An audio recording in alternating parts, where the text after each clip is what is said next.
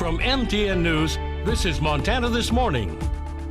I'm Casey Conlon. A scary moment in a professional NFL game Monday night brings up very close memories for a Park City family who experienced tragedy just over a year ago. We'll hear from them coming up. And what happened to NFL player Damar Hamlin, something doctors have seen before. What that is and how it might have happened is coming up at 6:32. Right now it is 6:30. Chet Lehman, Matt Elwell with you here. Just a little bit of a breeze blowing there on the campus. I can see the flags just lightly blowing there. Yeah, but the temperatures are a little warmer, so we're not seeing the significant wind chill that we were the last few days. A little extra cloud cover and relatively comfortable temperatures to start the day. Right now, most areas into the 20s. This isn't going to be too far off of our daytime highs. Even with full sunshine, we're not seeing a significant warm-up as you go through the day. We are watching another system move in. That should warm us up. There's the flags blowing in the wind, as Chet was referencing. Temperatures expected to be into the mid-20s today. Again, mostly sunny skies. The clouds start to roll in tonight. We're going to talk about the impacts or potential for snow and much more in just a few minutes. Right, thank you, Matt. 6:31 now. Newly released law enforcement reports shed some new light on a human foot found in a hot spring in Yellowstone National Park. The remains of Il Hoon Ron, a 70-year-old from Los Angeles, were found in the Abyss Pool last summer. The pool is part of the West Thumb Geyser Basin. Now, the document says a park visitor noticed the shoe in a pool and told a tour driver who notified a park ranger. Rowe was identified using DNA from the foot and a relative. Documents found in his vehicle also helped with that identification. That vehicle, compact SUV, was the last one left in the parking lot after the area was evacuated. Investigators say no suicide note was found among Rowe's belongings.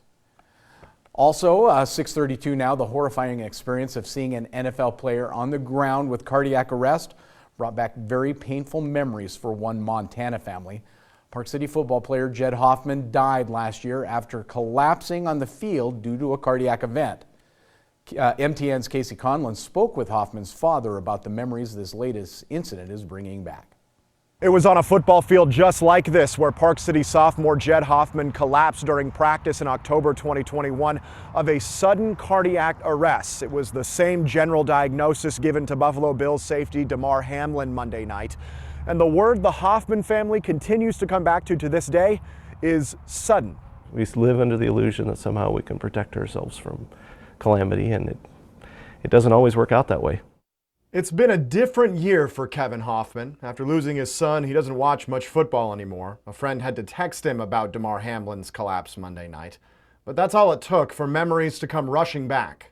It was eerily similar, I think just a surprise.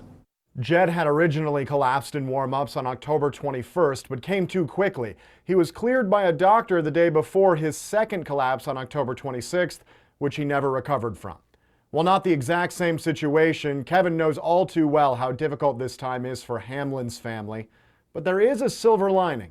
The outpouring of the community of Park City and his friends had just been humbling, just kind of special to us. Kevin said many of Hoffman's teammates still come to the house. Some even made a Mother's Day gift for his wife, Jed's mom, last May. Hamlin is seeing the same love. His Community Toy Drive Foundation received $5 million in donations in less than 24 hours after the accident, some from right here in the Treasure State. It was a blessing to us just because I think it spoke well of who he was. Hoffman may not watch much football anymore, but he doesn't blame football for his son's loss or Hamlin's injury. He says that's no way to live. Do you then start exempting yourself from all kinds of areas of life because of what might happen? And I don't know that that's the answer. I don't think life's that can be managed that well. In Billings, Casey Conlon, MTN News.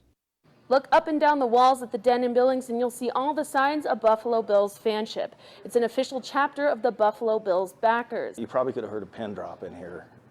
Ross Poland has been a Bills fan since he was 9 years old. Our group that meets here, like I said, there are 30, 40 of them. We're actually pretty tight. The Bills Mafia is something, it's part of us. As co-president of the Billings chapter of the Bills Mafia, Poland says what happened to Damar Hamlin Monday was shocking. You knew it was different. You see players get hurt all the time, but it was different. You could see it on the players' faces. You could see it was different. And the longer it went on, the more you knew it was different. Something very bad had happened. In a high-stakes game against the Cincinnati Bengals, Hamlin tackled wide receiver T. Higgins, who caught Hamlin in the chest with his shoulder.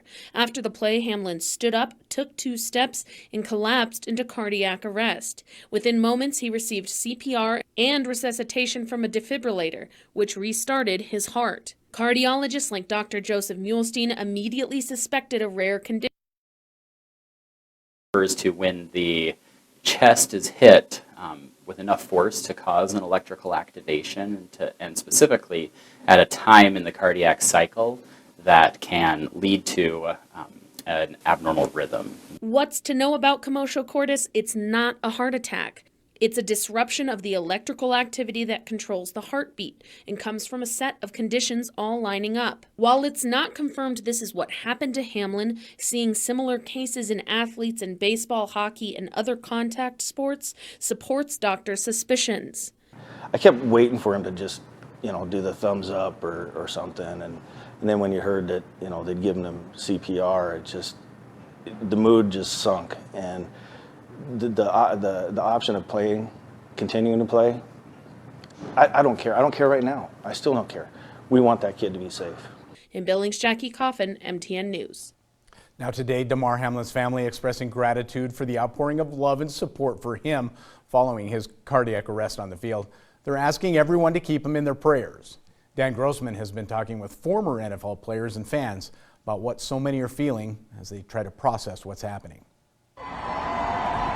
Like, this game was hyped up.